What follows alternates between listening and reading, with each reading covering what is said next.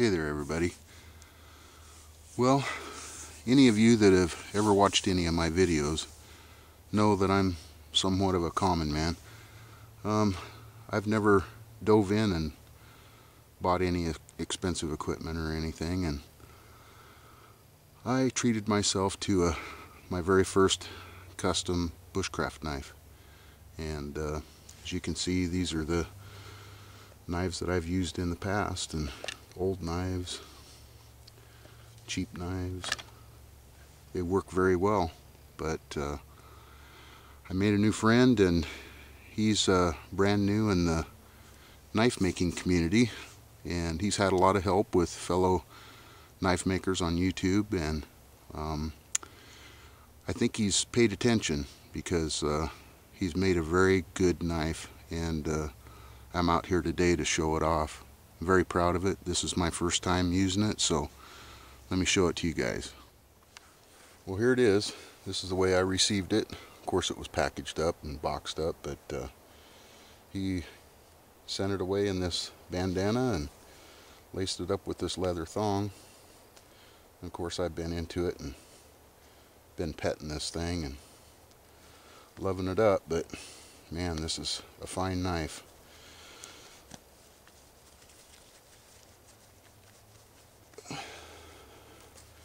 Well, let me tell you a little bit about it. By no means is this a knife review.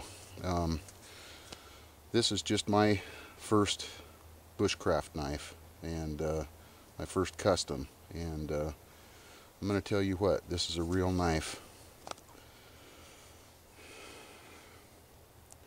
It's 1095 steel, 3/16 inch thick. Of course, it has the brass pins and brass tube for a lanyard hole. It's got burl maple scales on it that have been dyed. They were stained when he got it, and it's just a beautiful piece of wood. And it is a beautiful knife. It's got a full Scandi grind on it. And I'm going to tell you what, he made this knife like I was standing there waiting for it to be made. I think the only question he ever asked me about fit was, what size gloves do you wear? And I told him I wear a large glove. I'm telling you, that thing fits in my hand like he took a mold and molded that to my hand. The guy is really doing a fantastic job. I have not used this knife yet, but we're going to put it to work here in a minute. I cut some little fir poles here a minute ago with my buck saw. So let's get to work and baton some wood and have some fun.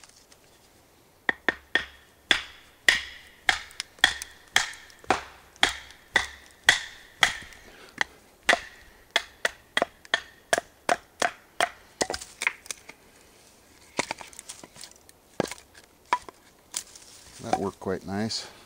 This is just some fir, little standing dead I found here, and pretty tight grained stuff though. I'm going to tell you, this knife is going to have no problem in the woods with me, man. This is a joy to use. He told me to use it, so don't pretend about it. He says go ahead and use it up. He's going to stand behind it, and so that's what I'm going to do. I'm going to treat it with respect, but I will use this knife and use it for projects just like this.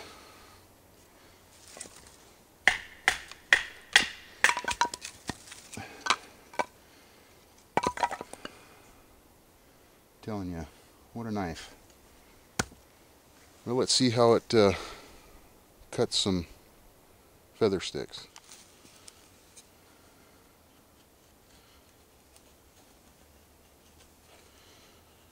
Well, it cuts some nice long curls. Tell you, this thing came scary sharp when I got it, and I called him and talked to him on the phone and asked him how I'm to keep this knife sharp. And he said to strop it. He says if I get any dings or anything in it, he doesn't expect that I will get any dings, but you know, I will have to sharpen this knife again and sometime. And so he gave me full instructions on how to do that, how he would do it. So I'm thinking this is going to work just fine. You know, I'm struggling just a little bit because I'm not used to it. And you know what? I think this is my new best friend. Yeah, it is. Plenty sharp, I'll tell you. But I think a guy can make curls all day with that thing. Well, see what else we can do with this thing. Okay, well, I just kept goofing around with it, practicing on some feather sticks, and the knife is better at it than I am. It's been a while since I made feather sticks, so anyway, it's enough to get a fire going. Telling you what, that is one beautiful knife. And I guess I should mention the man that made it for me. His name is Chris, and AKA Killer. We all call him Killer. He's building knives and doing a darn good job at it. And you need to go check him out. His channel is Backwoods American. And go check out what he's doing. He's got some awesome bushcraft videos and some knife making videos, and he loves to restore old axes and work on equipment. Anyway, I must say, that is by far the best knife I have ever held in my hand. The sharpest knife, the most comfortable knife, the most robust knife. I'm looking forward to having that with me for many, many, many years. That's the kind of knife you pass down, you know. I am going to build a sheath for it, so it does not have a sheath, so I'm going to build a beautiful, workable sheath for it. So anyway, let's see what else we can do. Go check Chris out. Killer, good job, buddy.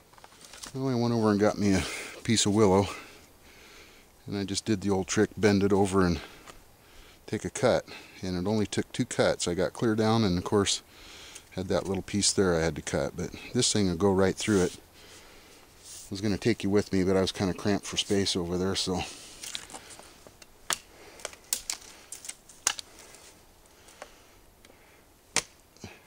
look at that. Man, good knife. Whack.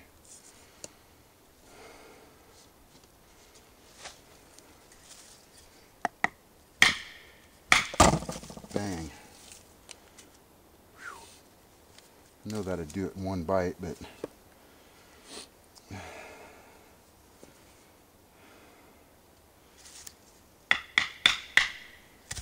no, that's a little deep, but boy, that'll go right through that. No, take it easy with that. Sharp. Yeah, I have to practice with this thing a little bit. It's sharper and tougher than anything I've used, and as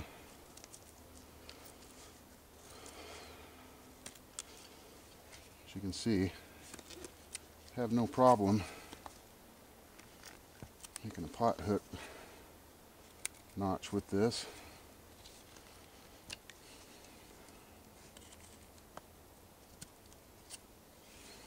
Bang. And what else?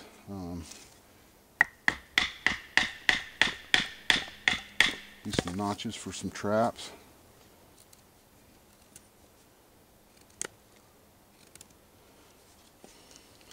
Boy, this makes short work of everything. What a beautiful knife. Well, I can't thank Chris enough. Go check him out. Killinger Knives. Old killer, he's really doing a fantastic job with this. You guys need to check him out. He's very comfortably priced. He's a common man, and he's passing that on. That's why I got a knife from him, is he's a real guy, and this is his passion, and it shows. You're going to be seeing this knife a lot in my videos, I think. I just don't see a darn thing wrong with it, and I need to use this knife. Anyway, go check him out. Backwoods American. Keep on bushcrafting.